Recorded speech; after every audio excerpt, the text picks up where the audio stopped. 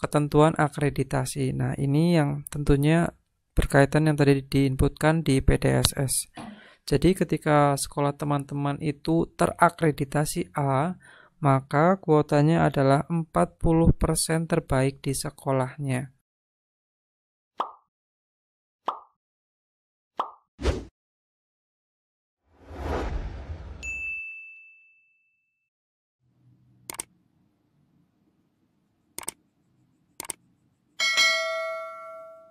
Assalamualaikum warahmatullahi wabarakatuh.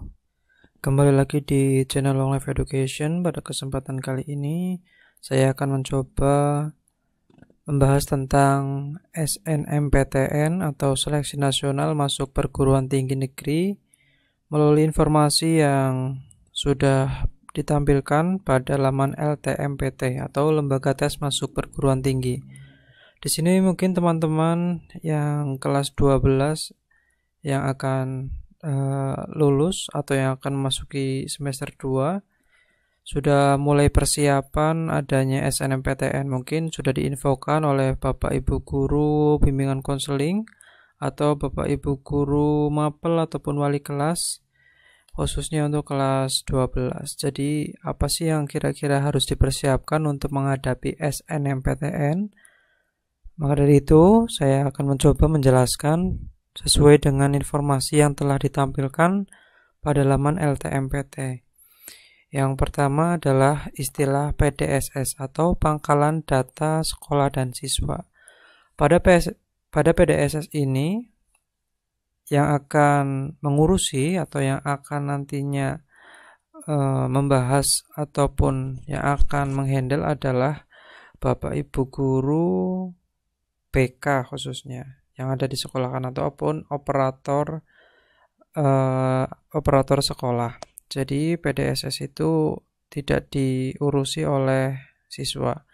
Nah, kemudian PDSS keterangannya yang pertama merupakan basis data yang berisikan rekam jejak kinerja sekolah dan nilai rapor siswa yang eligible mendaftar. Kemudian yang kedua, PDSS mengakomodasi kurikulum nasional KTSP dan kurikulum 2013. Sekolah yang tidak menggunakan kurikulum nasional tidak diperbolehkan mendaftar PDSS. Tentunya sekolah teman-teman semua yang ada di Indonesia ini rata-rata sudah menganut sistem kurikulum nasional, baik itu KTSP maupun kurikulum 2013 atau K13. Kemudian poin ketiga yaitu untuk tahun ajaran dan tingkat yang sama, PDSS mengakomodasi perbedaan kurikulum antara semester ganjil dan genap. Kemudian yang keempat, pengisian PDSS dilakukan oleh sekolah dan keberadaan data yang diisikan menjadi tanggung jawab kepala sekolah. Jadi, yang ditugaskan untuk mengisi PDSS adalah guru yang telah ditunjuk atau diberikan SK, surat tugas oleh kepala sekolah untuk mengurusi pendaftaran SNMPTN, khususnya untuk menginput data PDSS. Karena di data PDSS bukan hanya data siswa yang diinputkan, melainkan data sekolah secara lengkap, baik itu nama sekolah, kemudian ada NIS untuk NISN dan lain sebagainya. Kemudian termasuk tentang akreditasi yang nantinya akan dijadikan sebagai pedoman atau patokan sistem dari LTMPT ataupun sistem seleksi nasional untuk menentukan berapa persen kuota untuk sekolah tersebut. Nah, kemudian berkaitan dengan kuota, di informasi berikutnya ada persyaratan sekolah. Nah, yang pertama adalah SMA, MA, atau SMK yang punya NPSN. Kemudian yang kedua yaitu ketentuan akreditasi. Nah, ini yang tentunya berkaitan yang tadi diinputkan di PDSS. Jadi ketika sekolah teman-teman itu terakreditasi A, maka kuotanya adalah 40% terbaik di sekolahnya. Kemudian akreditasi B yaitu 25% terbaik di sekolahnya, dan yang ketiga akreditasi C dan lainnya yaitu mendapatkan 5% terbaik di sekolahnya. Kemudian yang ketiga mengisi pangkalan data sekolah dan siswa atau PDSS. Data siswa yang diisikan hanya yang eligible sesuai dengan ketentuan. Nah, untuk kata eligible ataupun istilah eligible nantinya akan saya jabarkan lebih rinci lagi di video yang selanjutnya. Intinya 40% adalah 40% dari jumlah siswa yang ada di jurusan tersebut. Misalkan SMA jurusannya MIPA, maka misalkan jumlahnya ada 100 siswa di MIPA tersebut. Ketika teman-teman sekolahnya terakreditasi A, maka 40% dari 100. Jadi 40 terbaik ataupun 40 teratas itulah yang akan mendapatkan kesempatan untuk mendaftarkan SNMPTN. Kemudian di informasi yang selanjutnya, persyaratan peserta. Kalau tadi persyaratan sekolah, sekarang adalah persyaratan peserta. Siswa SMA atau MA atau SMK kelas terakhir, yaitu kelas 12 pada tahun 2022 yang memiliki prestasi unggul. Jadi ketika teman-teman alumni 2021 ataupun 2020 itu tidak diperkenankan untuk mendaftar SNMPTN, karena SNMPTN itu diperuntukkan untuk lulusan baru atau fresh graduate ya, atau lulus di tahun yang sama. Ketentuannya yang pertama adalah memiliki prestasi akademik dan memenuhi persyaratan yang ditentukan oleh masing-masing PTN. Yang kedua, memiliki NISN dan terdaftar di PDSS. Jadi pastikan teman-teman itu sudah masuk ke Dapodik sekolah atau MI sekolah sehingga NISN-nya itu sudah terdaftar dan juga terdaftar di PDSS. Maksudnya telah diinputkan di PDSS oleh operator sekolah atau guru BK sekolah. Kemudian yang ketiga, memiliki nilai rapor semester 1 sampai dengan 5. Ya, karena semester 6 itu tidak dihitung pada PDSS yang telah disisipkan di PDSS. Kemudian yang keempat, peserta yang memilih program studi bidang seni atau olahraga wajib mengunggah portofolio atau bukti semacam keterampilannya atau mungkin keahliannya di bidang senian ataupun di bidang olahraga.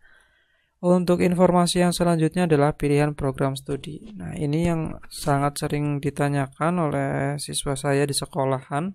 Yang pertama, setiap siswa dapat memilih 2 program studi dari 1 PTN atau 2 PTN. Yang kedua, jika memilih 2 program studi, salah satu harus berada di PTN pada provinsi yang sama dengan SMA atau MA atau SMK asalnya. Jika memilih 1 program studi, maka dapat memilih PTN yang berada di provinsi manapun. Yang ketiga, disarankan tidak lintas minat, tergantung ketentuan PTN yang dituju. Di sini saya akan menjelaskan secara singkat ya. Jadi ketika teman-teman itu diberikan 2 kesempatan ataupun 2 pilihan prodi. Ketika teman-teman memilih 2 prodi, artinya salah satu prodi itu harus ada di provinsi asal teman-teman. Contoh, misalkan saya berasal dari Banyumas. Banyumas itu di provinsi Jawa Tengah. Maka salah satu program studi yang saya ambil di PTN itu salah satunya harus di provinsi Jawa Tengah. Bisa saya ambil di Unsud, bisa saya ambil di UNES atau di Undip. Nah, salah satunya boleh seperti itu, dan program studi yang satunya boleh misalkan ngambil di luar provinsi. Ada misalkan saya pilih di Jogja atau di Jakarta, boleh seperti itu. Jadi tetapi teman-teman tidak diperbolehkan misalkan milih program studi yang pertama, program studi kedua itu di beda PTN di luar provinsi semua, itu tidak boleh. Nah, kemudian ada penjelasan yang selanjutnya, ketika teman-teman hanya memilih 1 program studi, artinya tidak memilih program studi yang kedua, artinya teman-teman boleh memilih 1 prodi bebas dimanapun seluruh Indonesia. Misalkan teman-teman asalnya dari Jawa Tengah, milih program studi misalkan manajemen pendidikan di Universitas Padang, boleh seperti itu. Ya, jadi teman-teman boleh milih 2, salah satunya harus di provinsi asal, atau milih hanya 1, boleh dimanapun di seluruh Indonesia. Nah, kemudian di sini ada tulisan tidak lintas minat. Tidak lintas minat di sini tergantung PTN yang dituju. Maksudnya seperti ini, ketika teman-teman berasal dari SMK itu tidak semua program studi dimunculkan atau tidak diperkenankan semuanya itu bisa dipilih. Jadi ada beberapa prodi atau program studi yang hanya diperuntukkan dipilih oleh anak-anak SMA. Jadi ketika SMK itu memang ada beberapa batasan di program studi yang tidak boleh dipilih oleh anak SMK. Seperti itu. Mungkin next time saya akan jelaskan juga di video yang lainnya. Nah, kemudian di sini ada tahapan. Nah, ini teman-teman perlu mencermati secara baik ya. Pertama, supaya tidak ketinggalan informasi. Yang kedua, tentunya tidak telat dalam mendaftar. Untuk tahapan yang pertama adalah pengumuman kuota bagi sekolah sesuai dengan akreditasi dan jumlah siswa. Yaitu sudah dijelaskan tadi, ada 40%, kemudian ada 25% dan ada 5% tergantung akreditasinya A, B, dan juga C. Kemudian tahapan yang kedua adalah registrasi akun LTMPT bagi sekolah. Jadi sebelum registrasi akun bagi siswa, maka sekolah terlebih dahulu untuk registrasi di LTMPT. Tahapan yang ketiga barulah registrasi akun LTMPT bagi siswa. Nah, wajib bagi semua siswa kelas 12 melalui laman portal LTMPT bagi siswa yang eligible. Nah, kemudian bukan hanya yang eligible ya di sini. Jadi teman-teman ketika niat untuk kuliah, maka harus registrasi akun terlebih dahulu, akun LTMPT, karena akan digunakan untuk SNMPTN. Kalau misalkan tidak lolos, digunakan juga untuk SBMPTN. Kalau masih belum lolos, digunakan juga untuk seleksi mandiri. Jadi teman-teman eligible ataupun tidak eligible, teman-teman harus mendaftar akun LTMPT di awal ya. Kemudian yang selanjutnya adalah yang keempat. Tahapan keempat adalah melihat data. LTMPT menginformasikan jumlah siswa yang eligible mendaftar SNMPTN berdasarkan akreditasi sekolah. Jadi setelah diumumkan kuota untuk sekolahnya, maka biasanya dari pihak sekolah, baik itu guru BK maupun operator akan mengecek apakah sudah sesuai dengan akreditasi yang disandang oleh sekolah tersebut atau belum. Kemudian tahapan yang kelima yaitu sekolah menentukan calon peserta. Setelah ditentukan kuota dari pemerintah, dari LTMPT, maka sekolah baru akan menentukan siswa yang bisa ikut SNMPTN. Kemudian yang selanjutnya adalah mengisi PDSS. Jadi nanti akan diinputkan oleh operator sekolah atau guru BK yaitu nama, NISN, kemudian nilai-nilai mata pelajaran tertentu. Nah, seperti itu. Kemudian yang selanjutnya adalah pendaftaran SNMPTN. Nah, pendaftaran ini dilakukan oleh siswa tentunya ya, oleh teman-teman semua. Kemudian tahapan ke-8 adalah pilihan PTN ataupun perguruan tinggi negeri dan juga program studinya. Nah, di sini tentunya ada tips dan trik yang akan saya sajikan juga di video next time ya. Teman-teman silakan tetap stay di channel ini tentunya. Kemudian saya lanjutkan dulu di tahapan ke-9 adalah pengunggahan portofolio. Nah, di sini ketika teman-teman mengambil program studi seni ataupun olahraga, tentunya teman-teman harus mengunggah dalam bentuk video ataupun dokumen dalam bentuk lain yang dimintakan sesuai dengan ketentuan dari masing-masing perguruan tinggi negeri. Kemudian tahapan yang 10 adalah seleksi jalur SNMPTN. Nah, tentunya sudah harus berdasarkan kriteria yang ditetapkan oleh masing-masing perguruan tinggi. Kemudian tahapan yang ke-11 pengumuman yang tentunya akan diumumkan juga di LTMPT ini, dan yang terakhir adalah daftar ulang. Kemudian ini ada dibintangi ya di sini teman-teman. Pengumuman kuota tanggal 28 Desember 2021, layanan masa sanggah tentang kuota paling lambat tanggal 17 hari Jumat 17 Januari 2022 pukul 15. Jadi ketika misalkan teman-teman sekolahnya sudah diberikan kuota, kemudian guru BK dan juga operator sekolah mengecek tetapi kuotanya tidak sesuai, maka silakan boleh melakukan sanggahan ya, bahwasanya kuota yang diberikan itu ternyata tidak sesuai dengan akreditasi yang ada di sekolah. Jadi silakan disanggah untuk mendapatkan hak sesuai dengan akreditasi yang ada di sekolah. Kemudian ketentuan pemeringkatan siswa oleh sekolah. Nah, ini teman-teman harus paham ya di sini, karena apa ya? Yang menentukan itu berdasarkan nilai teman-teman sendiri ya. Saya bacakan yang poin pertama. Pemeringkatan siswa dilakukan oleh sekolah yang pada dasarnya diperhitungkan nilai mata pelajaran sebagai berikut. Yang pertama, ketika teman-teman di jurusan IPA, maka mata pelajarannya akan dihitung sebagai pemeringkatan, yaitu matematika, bahasa Indonesia, bahasa Inggris, kimia, fisika, dan juga biologi. Kemudian ketika teman-teman berada di jurusan IPS, maka teman-teman itu akan ditentukan urutan peringkatnya berdasarkan mata pelajaran matematika, bahasa Indonesia, bahasa Inggris, sosiologi, ekonomi, dan geografi. Kemudian ketika teman-teman di jurusan bahasa, maka akan ditentukan oleh mapel matematika, bahasa Indonesia, bahasa Inggris, sastra Indonesia, antropologi, dan salah satu bahasa asing. Kemudian ini untuk kalau tadi IPA, IPS, bahasa itu untuk siswa SMA. Kemudian di sini ada untuk siswa SMK, itu ditentukan oleh mata pelajaran matematika, bahasa Indonesia, bahasa Inggris, dan kompetensi keahlian. Nah, di sini ketika teman-teman misalkan biasa peringkat 1, peringkat 2, peringkat 3, atau 10 besar di kelas, kemudian setelah pemeringkatan ternyata tidak masuk. Nah, teman-teman di sini harus menyadari bahwasannya ketika teman-teman mendapatkan peringkat di kelas itu berdasarkan semua mapel. Sedangkan di sini yang ditentukan adalah beberapa mapel saja. Jadi kemungkinan ketika misalkan teman-teman biasa masuk 10 besar, ternyata tidak masuk ke urutan peringkat kuota yang telah diberikan, ya mungkin mata pelajaran yang ditentukan di sini itu nilainya tidak setinggi teman-teman yang ikut di kuota yang telah ditentukan. Jadi di sini teman-teman harus sadar diri dan juga harus introspeksi. Intinya seperti itu. Kemudian poin yang kedua, sekolah dapat menambahkan kriteria lain berupa prestasi akademik dalam menentukan peringkat siswa bila ada nilai yang sama.